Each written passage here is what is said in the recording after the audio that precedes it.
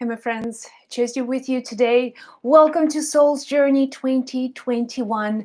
Now, in this video, I want to share with you a story of a miracle. I know that the upcoming year will be the year of miracles. So let's get started from the very beginning, getting inspired and following the path of miracles. So I want to share with you one story that happened in 2019. And this is truly the story of miracles that helped me to understand how life works, how many processes in our lives are guided by our soul. Now, I've been a healer, I've been a medium for about 10 years, but we started to organize special healing trips to Peru in about 2019.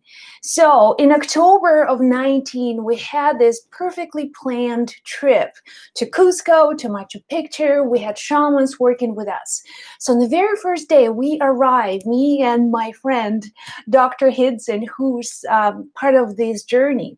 So we traveled to Peru.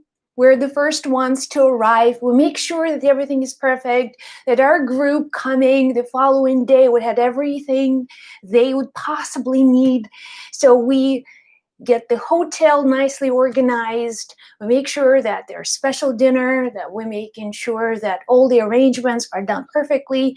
And the following day, we expect all of our group members to arrive. One of our group members is, let's call this man James. His name is not really James, but I want to preserve his privacy, even though he gave me full permission to speak about his experience. I want to also give you some kind of context with him. When we organize our trips, we want to make sure that people have the best experience. However, what he did not tell us is that he had some major health problems. We are in Peru. We are in Cusco, which is the highest of altitudes. So you can imagine, even for the healthiest person to be that high up on highest of altitudes. Also, if there are any health problems, that's probably a good idea to check in with the doctors. A good idea to just have an understanding what you are going to be exposed to. Now, a lot of walking, there are no pavements. So the first thing we noticed the following day when all our group members arrive, this man comes in a wheelchair. We are surprised. And not only he comes in a wheelchair, he looks like he's not well. It looks like he's just been going through a lot. It's a long trip. It's a long plane ride. But at the same time, there are many things that are happening. He's out of breath. He can't move. And he's in this wheelchair. And who's supposed to be taking care of him? Of course, we get a little nervous, a little upset. What are we going to do with this traveler? This is our group member. We're together for 14 days. Now, how are we going to manage all of that? So we get to the hotel and he's not feeling well at all. He's short of breath. You can see just by looking at him that he needs some rest. And now we're calling the doctors, we're calling the nurses. We are getting all the oxygen supplies in the hotel just to help him. And now when I asked, why did you come here? If you were not feeling well, it looks like he's been dealing with a lot of health issues prior to the trip. And I asked, why? Why did you decide in God's earth to come here? We are going to hike mountains, steep mountains. There's no wheelchair access. There's no specific, okay, this is a way where you can enjoy the view of the mountain if you don't have the skills and physical strength and endurance. It was just, there's no way you can really go through this trip. But what he told me then, later I understood exactly what he meant, but he looked at me with his very tired gaze. He said, Josie, my soul told me to come here. My soul told me to come here. It was almost the last resort. It was almost the healing was, if there's any chance for healing, then it has to be some supernatural event. He made this strong decision to travel all the way from Canada to Peru in a wheelchair, being short of breath and dealing with a lot of health issues. Here he was. And we got so Oh boy, we didn't know what to do. We didn't know who to call. We couldn't put him back on the plane because he was not well to travel back. And then that evening, that night, our shamans came. And let me tell you something about shamans. Shamans appear out of nowhere. Every time now, this is my second trip to Peru with shamans and doing a lot of healing trips and healing kind of ceremonies specifically for the groups, bringing people from the outside and just helping them to be connected with the earth and connecting them with shamans. But my friend Darlene has been working with these shamans for about 10 years. And what she says is like, wow, these shamans, they know when I come. Every time I travel to Peru, I always meet them at the right place at the right time. They appear out of nowhere. They don't have cell phones. They don't have any other ways of communication other than just telepathy, but somehow they figured out. So they arrive at our hotel on the night when our friend was not very well. He was struggling with breath, and it was getting worse and worse and worse. In front of our eyes, he was deteriorating so quickly. And of course, it required all of our attention and our energy, even though we had the full group waiting for us to have this very special dinner together, getting to know each other. But we had to stay at the bedside of this man. Now the shamans arrive, and the main shaman is Mariana. Now, I will talk with Mariana probably specifically in other videos. But Mariana, the first gaze at James, Mariana looks at him and says, I will be back. I have to go. And then he leaves. I will be back. That's it. It's like, what's going on? Even the shaman. And then he comes back a few hours later with a group of shamans. And we ask, what are you going to do? And Mariana is very concerned. He says, we have to do the healing. We have to do a strong, powerful healing. I can't do it alone. That's why we came together. And I asked, what's wrong? What is the matter? Another word that now Mariana says, this man's soul is leaving his body. Oh, that's a fun surprise. It's something you really want to hear. And then Mariana says, the shaman, he says, well, we have to get his soul back. We will get his soul back into his body.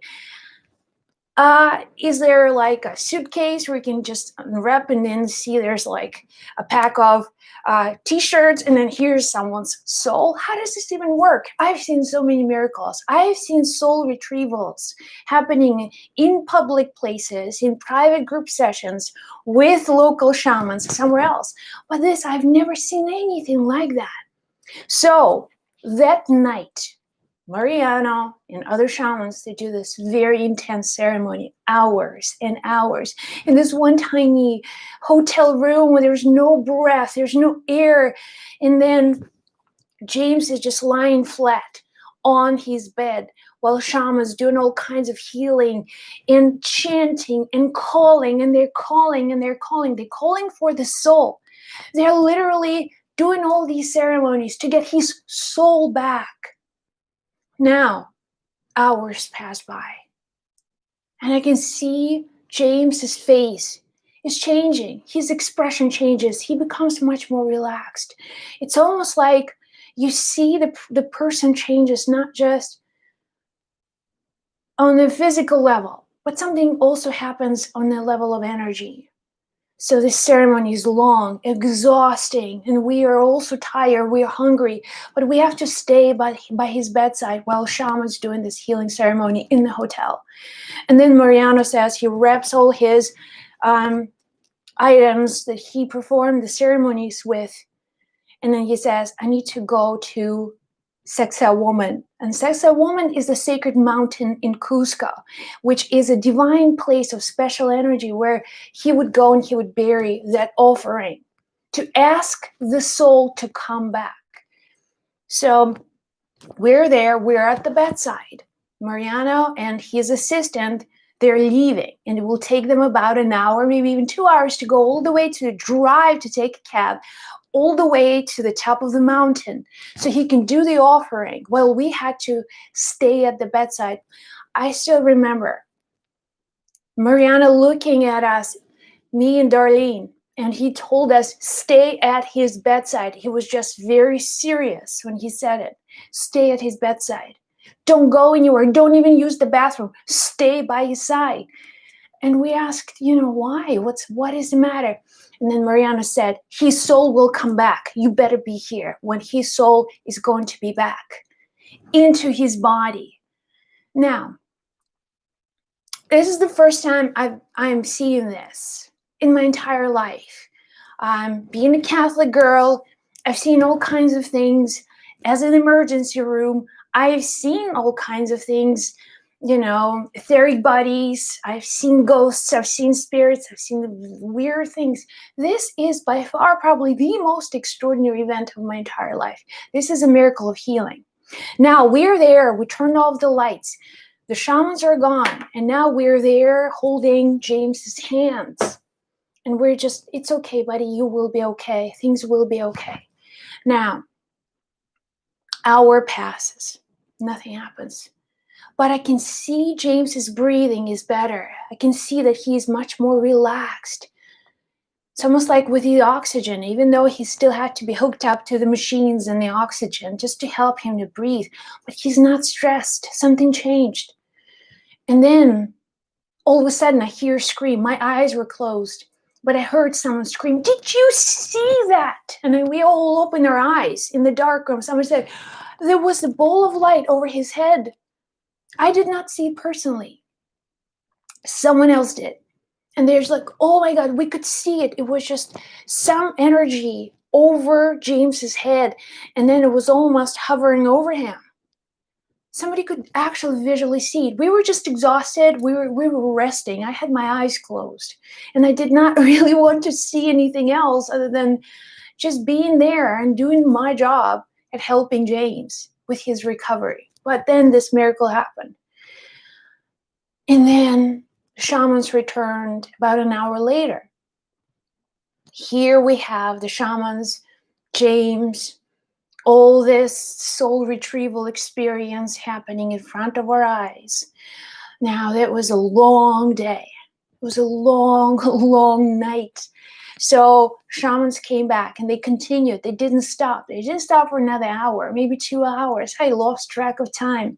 But then eventually James fell asleep.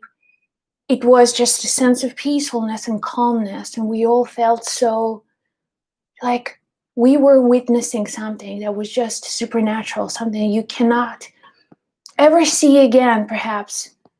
Or maybe in this moment, we had such a unity of consciousness in this one space, and our energy healing happened from person to person, from heart to heart, from soul to soul. We were that soul connected in one room, bringing another soul back into the body. And I can tell you now for sure, because I've seen it. I know the body when the soul is not there. I have seen that in that experience. I could look into James's eyes and I see nothing. I would see the emptiness and pain and suffering. It would be just pain and desire to just let go. I just want to let go. So then, to make the long story short, the following day, in the morning, early in the morning in Cusco, our room is on the 6th floor. I share a room with Darlene.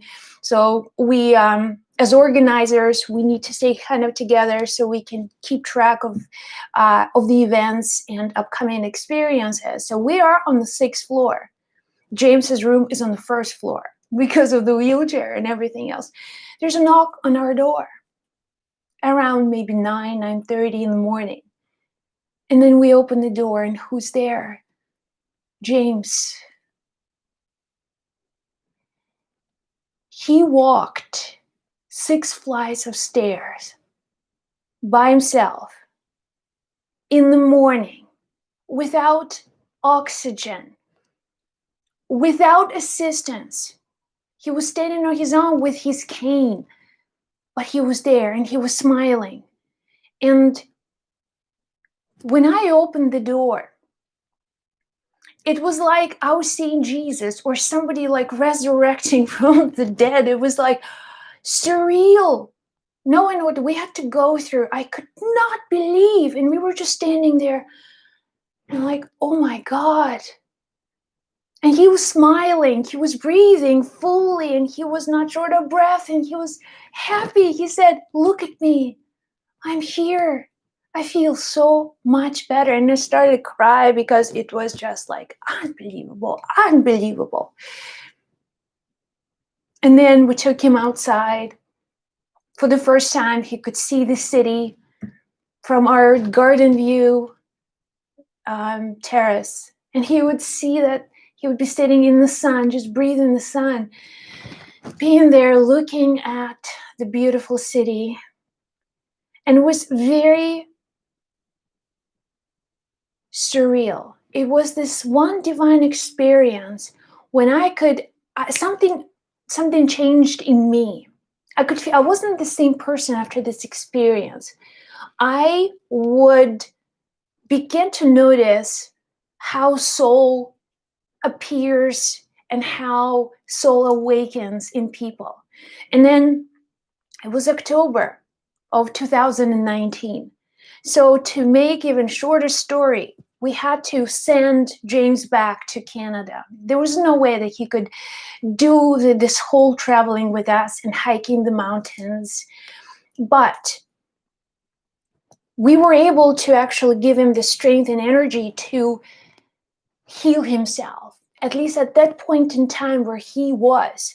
So it was almost like the matter of life and death. He traveled all the way from Canada to Peru to Cusco, 3 airplanes, being very not well physically. He made it, and it's because his soul told him to go to Peru. His soul told him, if you want to make it through, you need to go to Peru. And he packed his bags, and then he loaded the plane, not even knowing what is going to happen. And he had his soul back. He reconnected with the soul. What I've learned from this experience is that when we lose our connection with our soul, for whatever reason, it could be physical reasons, it could be emotional reasons, but then what happens is that the soul begins to disconnect from the physical essence. Eventually, it leaves. It can leave because there's no purpose in life. There's no reason for that soul to be there. And your soul, by the way, I will do so many videos for you about the soul in 2021 because you will awaken something magical in you. This is the true power of life when you are guided by your soul. Now, your soul lived many lifetimes in many different bodies, in many different roles it played. It lived on earth, it lived in many, many places and dimensions. If you do a soul retrieval, you feel like the essence of the soul that is eternal, that is never dying. What dies is the body. What disintegrates is that physical life that is here today and gone tomorrow. But what I started to notice after this experience is how the soul is missing from someone's life. I started to see if somebody is in touch with their soul, I started to see the soul in people's eyes, whether they have it, whether they connected to their soul, and you can see there is a glow. There is this light. There is awakening. Soul is your life. When somebody's full of life, if filled with life, they're filled with their soul. And you also know when somebody's empty. There's nothing there.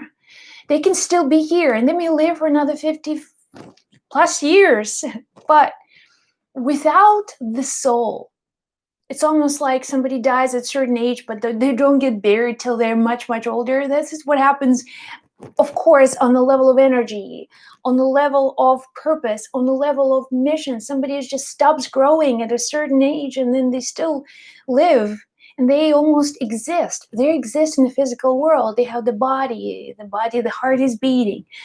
but there's no fuel, there's no active juice that you would call aliveness, the vividness of life. Why are you even here? Your soul manifested this life experience. And now when things don't go according to the plan, or your soul gets ignored over and over again, you'll learn to hear and understand how the soul is guiding you, the essence and truth of the soul. You'll understand it once you really tap into the science of the soul. When your soul awakens, it brings life into your body, period. When your soul awakens, it gives you the sense of meaning. It gives you the sense that you're here for a reason. If you don't have that purpose, my friend, the answer to this is to reconnect with your soul, period. Is to find a way to awaken the soul within you. Now, where are you in relationship with your eternal soul? This would be probably the most important question that you will ask yourself in 2021 or ever. Because bringing that soul back, the soul essence, you are bringing life into your body. So this is my story of a miracle. I wanted to share it with you and hopefully inspire you. I will be doing a lot more videos about the soul because this is what I am called to do today and tomorrow and for the rest of the year, and who knows, maybe for the rest of my life. So my friends, I'm sending you lots of love. Be well and blessed. I'll chat with you in the next video.